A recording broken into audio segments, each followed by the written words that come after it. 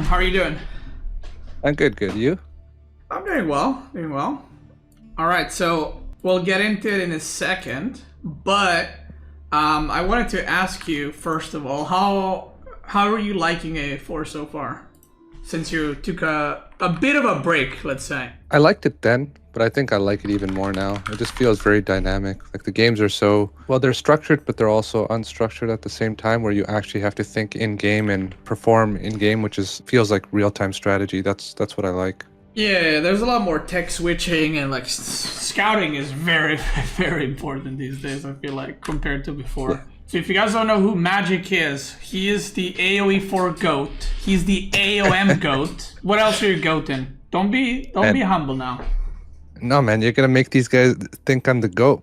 I'm not the GOAT. I mean, you're gonna put high expectations on me, man. Then I'm gonna perform even worse. No, my expectations are not high. They're through the roof.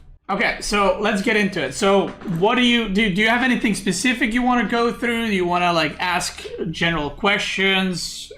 What do you have in mind? I don't know. I think like I'm gonna try to qualify for this Denver land. So okay. I guess it's probably what do you think? How do you think I should approach the game? Because I don't have the same amount of time as somebody else playing full time. So do you think I should just like pick like what do you think I should do to prepare? Do you know what the draft system is like? They posted the handbook today. Okay, if you could just send me the draft, I can tell you, because basically the way it works these days is in tournaments you don't just play like, oh, I'm gonna play this civ because I like it. You kind of look at the drafting system, you look at the maps, and then you kind of go, okay, what civs will I be able to pick? Which civs am I not going to be able to pick? So then you kind of just ditch civs that are going to be banned. Like, you don't need to practice those. So I guess that's good for you. Okay, so regarding the maps, you have Cliffside, Dry Arabia, Frisian. Okay, Cliffside, Dry Arabia is obviously very standard. Pigeon's View is pretty standard. Rockies and Front Range, I don't know. Then you have Frisian Marches. Frisian Marches is not what it used to be. I don't know if you know that. It actually has low amount of food now. Oh, really? So there's not as many sheep? No. So you have like 10, 11 sheep per side. And basically the deer are super far away. Like your first deer pack has 5 deer only, and the second one is 7, but it's really far away. And then you kind of want to go either fishing early, but there's only 3 fish per pond, or you usually play civilizations that have like passive food, so like Byzantine, Malian, English, Lancaster, stuff like that. Or like Japanese, you play on this map. You don't really play, like China and Jushi are not good on this map because they run out of food very fast. So that's something that you got to have in mind. But other than that, it's pretty much a standard map, like nothing crazy about it. Rockies is Coastal Cliffs. Okay, so do you know the map Coastal Cliffs? Yeah, I played that one quite a bit. I used to play a lot of Malian there, I think. Yeah. So Coastal is more or less the same. It's obviously you don't have starting stone, so pro scouting is very like prevalent there still. Like very much about map control. So like Rus, Jushi, HRE, French, Malian is good there. Civs like that. Then you have Prairie that I haven't played in a long time, but again, Malian, Mongol would be really good there. We actually haven't played it with the new civs, but I would imagine Lancaster would be pretty good on Prairie too, because everything is in your base and then you get manners up and all that. And then you got to look at how many water maps you have. So more or less, most of these maps are somewhat standard. Then you have Golden Heights and Holy Island. So Golden Heights is a very cheesy map. I would probably advise you to either veto Holy Island or Golden Heights. Holy Island, because obviously you have to practice water and it's very unique, so I don't know how comfortable you are there. Golden Heights is like super cheesy because you have to get the water. So there's like really weird situations where you pull 2 villagers and I pull 3 and we go to the water and I just win the game because I pulled 3 and you pulled 2. Probably not going to play that one. Yeah, and then sometimes you pull 1, the opponent pulls 5, and you're like, oh, you pulled 5, and you just make a barracks, and then you chase away his 5 villagers, and then you're ahead. It's like, it's very, very random and cheesy, so I would actually imagine a lot of the good players are also going to veto this, because, yeah, you don't want to risk losing to RNG. So in general, you either, like Golden Heights, you can play a lot of civs. What you need specific civs for is Holy Island and Prairie. Again, I don't know what front range is, but everything else you can kind of play standard civ. Let's say standard civs. You don't need to play something crazy or prepare something crazy for those. So that's kind of how it goes. Now let me see the draft. So it goes 2 bans into picks into a ban. Okay, so this is how the drafting worked at the last tournament, and this is how basically every tournament with this kind of draft will work. If Holy Island is open, everyone will ban KT. Okay? So everyone, because KT on Holy Island or Pure Water Map is just broken. Like if you think China was broken, they destroy China. So yeah, they're very broken. So if Holy Island is open, the first ban will be KT, the second ban will most likely be China. So nobody practiced China at the last tournament because it was so broken as well on land maps. So I would expect the first 2 bans from most players, if Holy Island is open, to be China and KT. If Holy Island is banned, it would most likely be China plus Byzantine or China plus Jushi Legacy first bans. So that's what I would kind of expect, because right now the best civs, or Japanese even, first banned. Because right now the best civs on land maps are like China, Jushi, Japanese, Byzantine. Some people still consider Rus S tier on land maps, but I don't know about that. So you can kind of, China, you can lock it in that you're most likely not going to play it or it's going to get banned, but then KT on water, so that's kind of it. Other than that, the prio on picks in this kind of tournament, I mean, I can tell you, like, based on obviously the guys that are going to go there. So the prio is going to look something like, let's say we're not playing Holy Island. So the bans would be China, Jushi. You can see my screen, right? Yeah. So it would be China, Jushi. Let's say your second pick, you ban China, Jushi as well. They would first pick most likely Rus or Byzantine. And then you can go with like HRE plus Malian or, something like that. So you have to have in mind which civ or which, if you're going to be B or A, but you're most likely going to be B, right? In most drafts. Yeah, that's how I would probably learn how to play China and Jushi a little bit, but I would not focus too much on them because I'm pretty sure they're not going to be played. So I would tell you, like, the picks you're most likely going to be able to get are going to be Byzantine, HRE. I mean, maybe Jushi, maybe Japanese. I'm not really sure. Malian for sure. By the way, Malian is just like an all-around good pick. Civs that you can completely ignore are going to be like JD, Abbasid, OTD, English. Like, you can just erase those.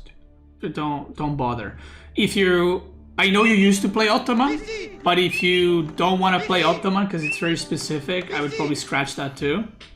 And then the rest of the civs, you can kind of mix and match depending what you want to play. Like Lancaster is pretty straightforward. It's not really hard to play. KT on water is not really hard to play. You just have a shit ton of resources. So it's not like you have to learn this crazy specific build order. It's very straightforward. Malian is back to like cow booming, so it's like nothing new. It's totally played the same way it was played. Jushi and China are played with pro scouts, which if you watch any game you'll see. Then you have Rus. So Rus has changed a bit. People learn how to punish Rus quite a bit. Rus does go pro scouts, but you actually have to make units, and often you will fight in feudal with Rus. Then you have French, which is, I mean, it's literally like same as it's always been. You go pro scouting into like full babooning on the opponent.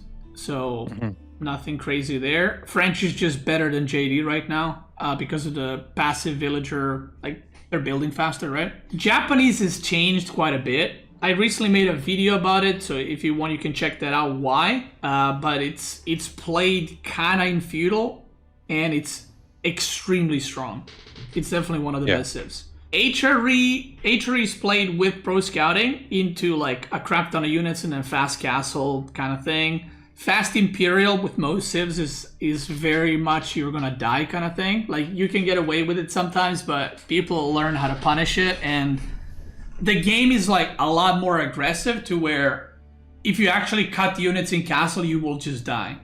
And even like the passive players will know how to end the games. Like they're not gonna let you, they're not gonna let you live. So it's very much tempo based, and the game is very much a lot about pro scouting into defending it and then fast castle and massing knights. And if you try to make a transition to spearmen like too early from knights, you will just die to knights. Yep. Yeah, relic control, super important. That's something you should focus on quite a bit. Then you have IamMagic, which has actually seen more play because IamMagic just kind of plays standard. What they do is they put pressure in feudal with camels and like dervish, because it's very annoying to fight camels and dervish because you can't kill anything if they micro. And then you can go like fast castle into camels, and the whole meta is pro scouting into fast castle knights, so you're kind of very good into that. I watched your build for IamMagic. I don't think you did pro scouts there though, did you? No, you don't do pro scouts with IamMagic. So the idea with IamMagic is that you deny pro scouting and then you take your own deer with 5 villagers plus tower. Oh, I see. Okay. And then you hit like a castle timing while putting pressure with Deserators. Like for example, IamMagic into Rus is very good matchup for IamMagic. Like very, very good. Because Rus cannot go horse archers when they age up, because Deserators just destroy them. So it becomes a very weird matchup for Rus. Byzantine, I generally don't remember what the meta used to be when you played. Wait, did you even play when Byzantines were out? I played, but not that much. I think that's when I started transitioning out. Okay. But I played a little bit, yeah. So Byzantine seems complicated, but it's not really, in my opinion, at the high level. It's all about managing continuous mercenary production and like not bleeding out villagers. So Byzantine is played with Grand Winery, which is the oil one, right? But you will get towered like 90% of the games, and then you just go Hippodrome, which is actually a very, very strong landmark too. Because of the activation ability that like increases your horseman damage and stuff. So it's very, very strong, and you can like Byzantine, if you hit castle and you don't take damage, it's like it produces same amount of units as Malian does after cow booming. It's like absurd how many units you can make. And then it's just like it's just insane. It's a very, very good civ right now. It's a very good spot. So I would say it's not a civ you want to let people play for free, for sure. Like you want to either be very prepared to play against it, or you need to play it yourself, because it will get picked very quickly, especially by the Canadians, because they both value Byzantine and Japanese quite high, by the way. So yeah, sounds good. And then you have Delhi, which is same as always. Like nothing major has changed. You go House of Learning and Castle, so you don't really do mass keeps anymore like we used to. Delhi is used to snipe civs. It's not really used as I'm gonna play it into anything. Like you will die against French, you will die against China, you will die against Jushi Legacy. But then it has some really good matchups, like against Rus, for example. It's very good. It does not counter Malian anymore, just so you know. It's a very even matchup. So yeah, Delhi's one of those civs where it gets picked like 4th or 5th in the draft by one of the players. It's not a quick pick, for sure. So you kind of, based off of that, you kind of have to decide like what you used to play and how much time you're gonna have to like learn a civ, or do you just play like old school civs? Alrighty, I took some notes. So this is what I guess this is kind of what you're saying. Let me know if you think otherwise. I just sent you the list on Discord. So I think I have like 8 civs that I probably need to learn. Oh, what is it? 1, 2, 3? No, 9 civs. I have 9 civs that I want to learn, I think. Yeah, which are these ones? Yeah. Some of them are gonna be like some of the ones you played already, right? So it's not gonna take long. I can actually show you. Are you interested in any specific civ to show you now that like you have no idea how to play? I don't know how to play Lancaster and Knights Templar. Those two I was gonna. I mean, I think Knights Templar. I don't need to. I have very good much. news for you. I was recording games yesterday for a guide, with Yeah. Lancaster, and I have 2 games that are really good. So I watched them. I already watched did you it watch yesterday. them? Okay. Do you have any questions for them? Or we can go not- through them if you want. No, the thing, I'm watching it while I work. So I don't know if you know, me and Puppy Paw work together. So we Yeah, have like a TV, and we have your stream playing while we work. So we just like watch here and there. So I didn't watch the entirety of it, but we watched most of it. I mean, you know, the good thing is you can always ask Puppy. You're like, yo, Puppy, come here. I need to ask you something about work. So anyway, Lancaster versus this Civ. How does that work? But yeah, Lancaster is mostly like, it's kind of same shit every game. It's just, if you're going to go 3 manners or 6 manners, and that depends if you have time to do 6 manners or not. Like, if you're playing against Fast Castle HRE, and you do 6 manners, you're just going to die or lose all relics. So you kind of have to be like, okay, against this Civ, I can get away with 6. Against this Civ, I can do 3. Core says, me versus Magic, Beasty coaching him. You're going to get butchered, Core. Don't even try.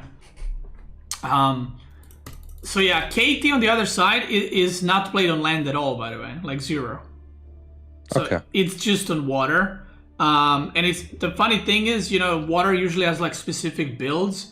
KT is like the opposite because you don't need to build lumber camps, so you literally don't have to do anything. You just chop wood and make boats, and that's kind of it. Yeah, I didn't look at its bonuses or anything yet. I still have to read everything. Okay, well, 20% of the wood you drop off is food.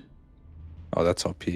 That's sick. And you don't need lumber camps. They don't need to walk. So Wow. yeah, it's when I said it like beats China, it's like it destroys China. Like you have, I can't remember the exact number, but like if at a certain point in the game the opponent has, or you have 5,000 wood, the opponent has like 3.6k. Like it's insane. It's like just, and you're like, what's the disadvantage? There is none. There's none. The boats cost the same. Their age up is actually, so their age up, you age up in TC. I don't know if you know that. Yeah. So you basically lose quote unquote 3 villagers, but your age up is actually pretty quick. So that's also an advantage, and you don't need to put villagers to age up. So it's like Abbasid, but you age up in half the time. That's crazy. And it's not good on the land? Like, it's only good on water, even with such a strong bonus? No, so the reason why it's bad on land is because, so KT's biggest bonus is the wood drop-off and the fact that you don't need lumber camp. The problem is on land, unless you're going mass archer, you don't get the benefit of that bonus at all. Right? So, yeah, so if the opponent just A, doesn't fight you, or B, goes for like mass horsemen or knights type style, they don't actually need to commit to feudal. And then if you're not consistently putting like 60% of your economy in wood, your economy is just terrible because you lose 3 villagers when you age up. So you're just behind. Pilgrims are really good to generate gold, but again, if you're going archers, it's like, yeah, good luck defending pilgrims around the map. Because you don't have mobility. So yeah, they're not really played on land at all. Like I don't think anyone has picked it in a tournament once on land, so you don't need to worry about that. Okay. Hold on, Core wants something. Okay, Core, go ahead, princess. This is KT versus China on Archipelago. Look at this. That's crazy. And China, by the way, destroys every other civ by a mile. So yeah, it's very disgusting. It's like, while you're fighting as KT, because you're getting so much food, you can actually go fast castle while having the same amount of boats, which is the real problem in all that. Because imagine we're both making boats, right? Same amount, sprinkle ships, same amount of arrow ships, but also I'm going to castle. That's kind of the economy difference. So it's just permabanned on anything that has water, right? Even like Golden Heights, you think? So it is also banned on hybrid maps. But in the last tournament, so I'll give you an example that I don't know how good it's going to be on Golden Heights, but in the last tournament, because I knew that everyone's going to pick KT, I kind of said, You know what? I'm not gonna ban KT at all. Instead, I'm gonna pick Jushi every game. So what I did is I let people like they would ban KT and they would be like, "Oh my god, KT!" and then they first pick it as well, even though they banned it. So I wouldn't ban it later. And then I basically what I did is I prepared Mongols as a counter pick, and I went I think 3 or 4-0 in that matchup. Oh, that's smart. Yeah.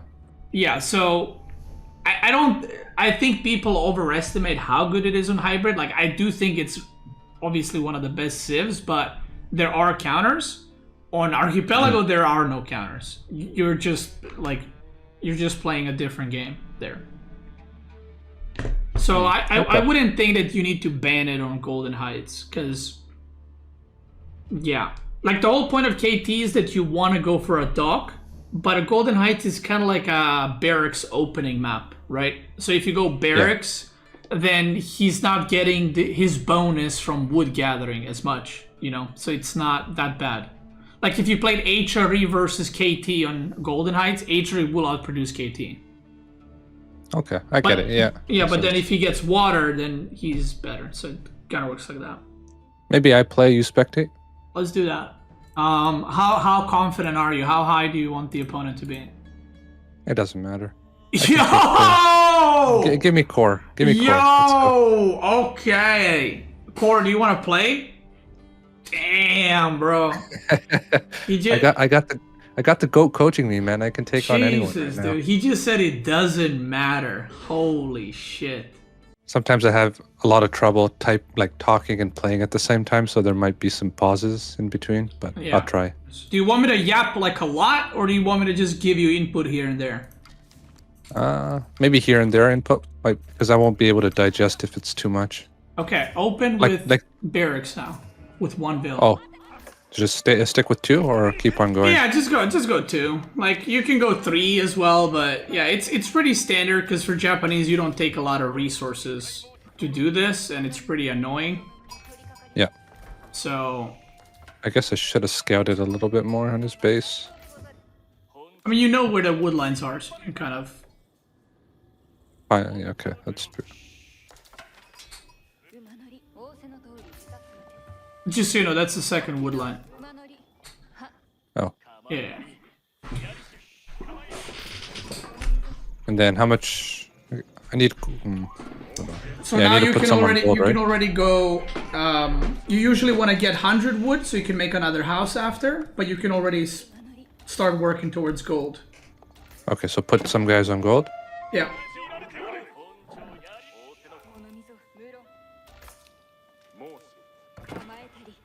Oh shit. I think you put it in TC. Yeah. Can't hit it. You can already do 3 on gold, by the way. And now you have enough wood, so you can build another house, and you can put all the guys on the wood guys on food as well.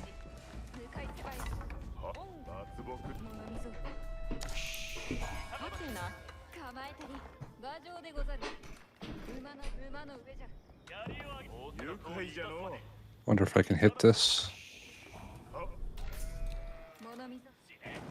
Yeah. And you can also again, you gotta get used to the build, but yeah, when you get used to it and all, it's gonna be super smooth. Okay. Yeah, I can already see its potential. It's pretty good. I should put another on gold, right? I feel like I messed up the build. Yeah, but it's fine. So another thing why this is good is like he already has to go archer range, right? Because you went barracks, so he doesn't have a choice. How many vills do you use on the landmark? 4. And you want to build it between woodline and your TC with enough space for a farm. Right. Yeah. Yeah, you can go like that. Sure, go for it. So the idea behind this build, okay? Now you go on wood because you're gonna need a shit ton of wood. So the idea behind this build is you go spearman, pro scouting civs go archer, and then you don't go horseman, you go mass archer because Yumi kill other archer civs badly because I don't know if you know, but they got buffed. They're like 25 food. And they're fast as fuck, so they're just broken as hell. Yeah, they seem really strong. I didn't know that they got buffed. Yeah.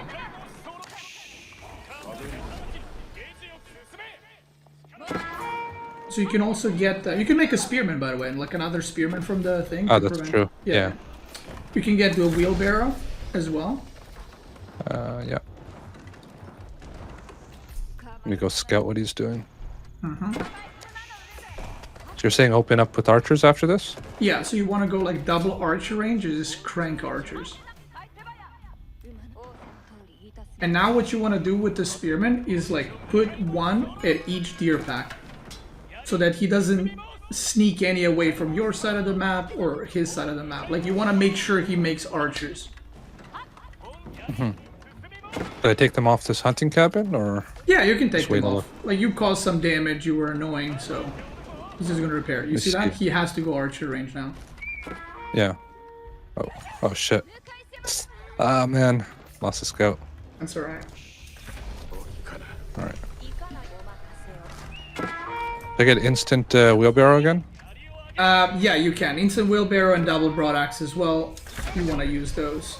And only when you get the second wheelbarrow, then you can go on berries if you want to. Okay. Because then your berry gathering is super quick. I'm just gonna switch into archers. Do I need this many on gold? I think I take like you 2 need off. 3 only. Okay. Alright. So make sure you have spearmen on your deer camps too. By the way, guys, he's streaming on Discord, so it's a bit I get broadaxe, delayed what you guys see to what I'm telling him, but yeah. Yeah, get it, yeah.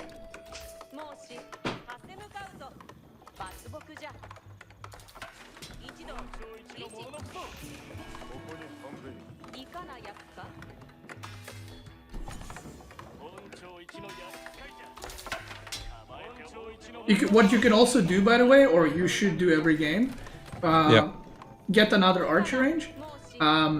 You should kill all the deer so that he can't just shift click them in Fog of War. It's actually really annoying to pro scout when the deer are dead. Okay. Because every time you cancel his pro scouting, he has to redo it, but then he doesn't have vision on them. So he has to redo it all over again. That makes sense. Okay, now your scout is dead, but now you would want to see if he has stables or not. So what you should do now is keep making spearmen, Yumi, and just rally across and don't let him get deer. Okay. I can probably get +1 as well, right? Yeah, get +1 ranged armor after 2. And remember, your archers are way faster. So just put that guy, on patrol, nice. So already just go to his first deer pack right there in front and just try to deny it. So because you have your deer packs protected, just focus on his and just keep massing units.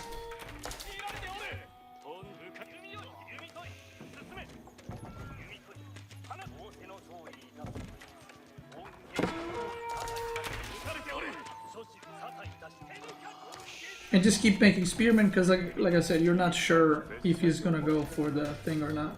You want like 13 on wood. 12, 13 on wood is enough for this. Okay, I should put a couple more. And the rest just put on food? Yeah.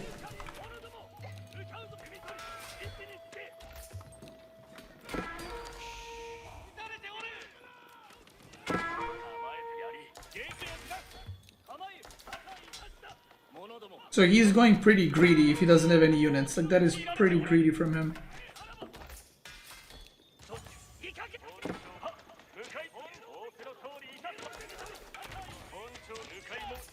Because basically the idea is, if he fast castles now, he will run out of food very quickly. Okay, so what you want to do now, he's not making units, you see that. Stop making units, take like 7 from wood, send them to gold, and basically just try to go age up from here. You can, okay, he has a stable. You can see it right there. Yeah, yeah, that's true. Take 5 more from wood and put it on food, and now you want to go age up. And just make a unit here and there, if you have a little bit of extra resources. Did I get... Oh, I already got it. Probably specialized pick, or do you think I should wait? No, you don't need to. Just gather your units and just play like all units together now. What you can do with the wood is you can make a tower and 5 villagers per deer pack of yours, so that you have that food going too. Yeah.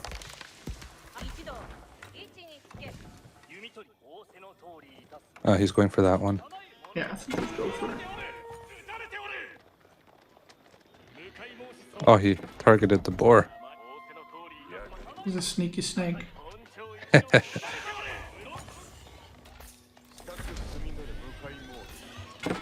Should I make more spears or just chill? No, just go for the age up. Okay. You can see he just aged up. So just keep trying to deny the pro scouting. So now he will either make knights or horse archers. And again, in this case, okay, you see more archer rangers. It's probably going to be horse archers. Playing without scout is obviously very difficult, right? Yeah. Because, yeah, if you had info, it'd be a lot easier. You think I should get arrow slits at the hunt? No, you want to upgrade your TC Oh yeah, that's from true. Daimyo. I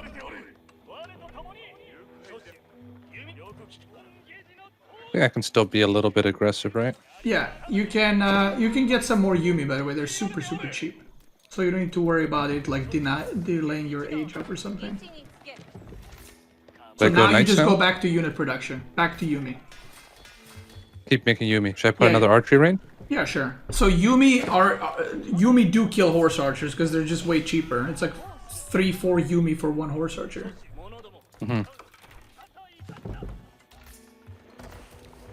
So as long as you deny him your deer packs, it's fine position. Obviously the perfect is he gets nothing, but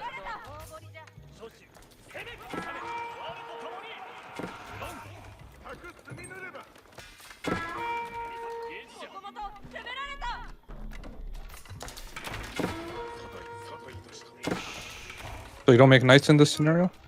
so now when you age up, you can go stable, you put Yorishiro in it, and then you go Mounted Samurai plus Yumi.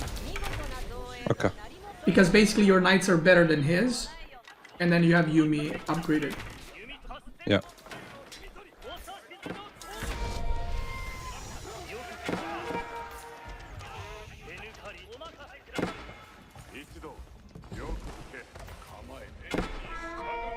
Make sure to go back on gold too. And you could go back with all those units to try to defend yourself. Yeah. Maybe get Springald upgrade on that tower.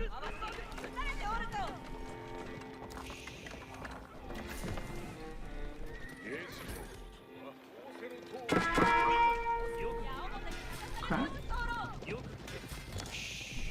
So now you have too many on food, so you want to get some more on wood, more on gold, and you go to just mass Yumi Mounted Samurai now.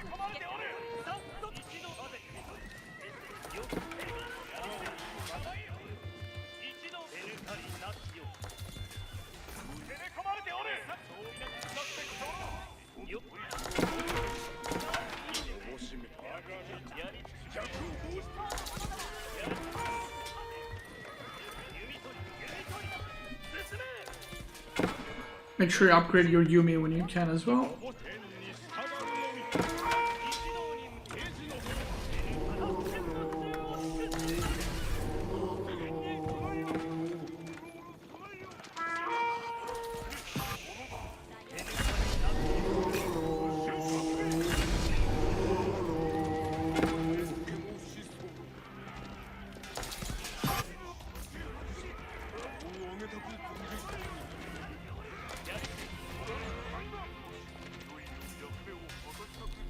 You can put the next Yorishiro in Archer range, or you can just put it in Forge or something Okay. to get some resources.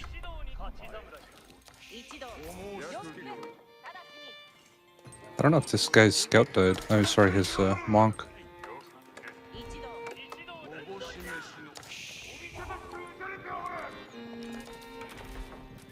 You can even go another Archer range, because you can see you're producing out of 3 and you still have resources. Because they're giga cheap.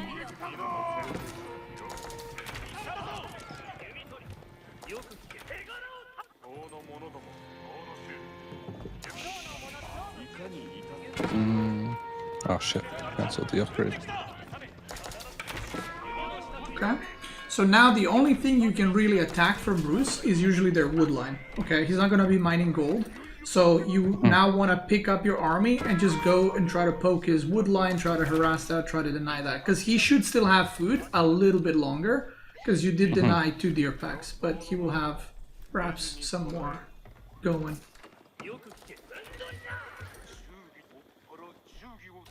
Make sure you get +2 range attack, +2 range armor and all that, and just send your whole army.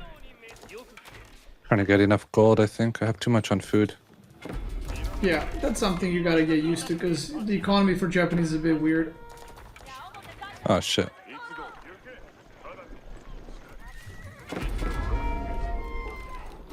Okay, so you see a lot of horse archers on your side, so he should not have back in his base because of it. So you're taking set damage, but should be able to deal some back.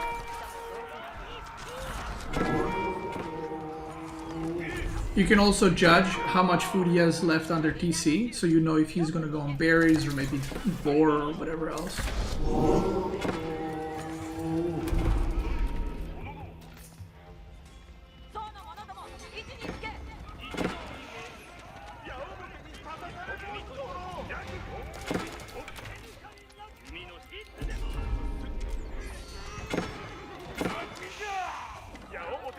This guy's getting all... I think I should have got some more relics here.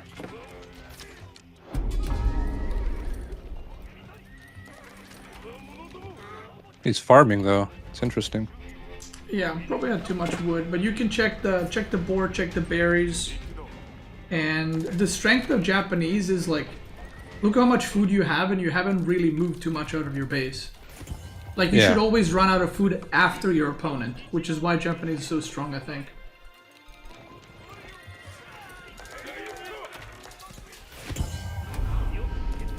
Did you get your +2/+2? It's on its way. Okay, get some more guys on gold. You can put like probably 6, 7 more on gold from food.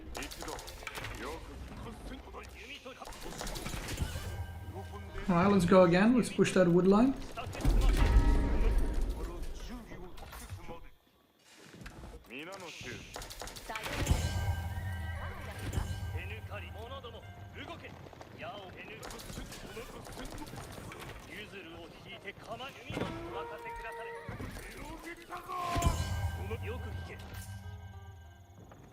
Were you putting your Ishiros, by the way? I didn't see. Oh yeah, I forgot about these guys. Just put them in Forge. Doesn't matter. Yeah.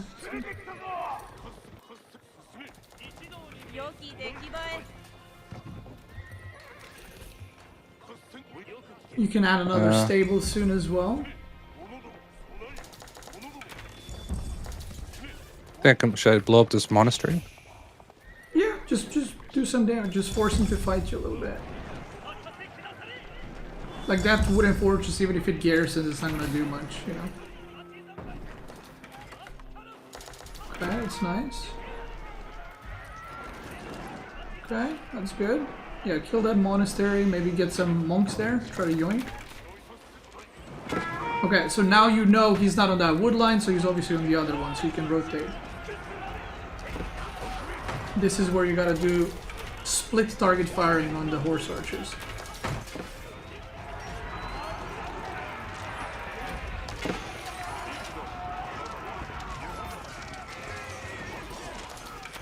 Okay, just keep rallying and keep fighting. Now it's all about tempo.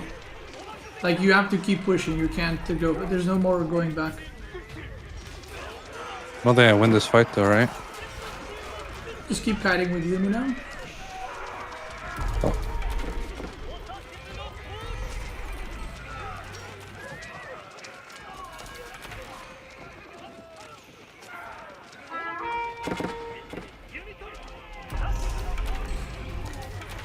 Just try to kite back as much as you can. Get Bannerman again. And keep producing. Probably start making some farms. Yeah. Just keep kiting backwards. You can get TC upgraded again. You have 600 stone.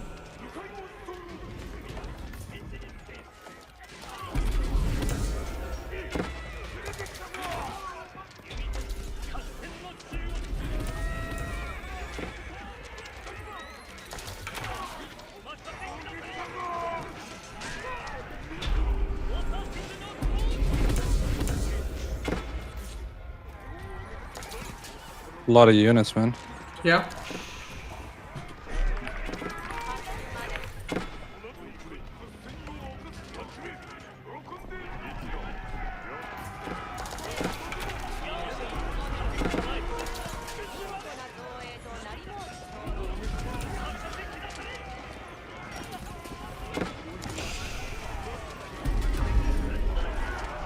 I've got too much. The GG? Yeah, GG. Okay, so the major points, I actually think you did really well, considering you played like 10, 15 games since you came back. So his economy right now, because you were attacking, because you were aggressive, he never even went on berries. Like, he is in his base and he's got a shit ton on wood.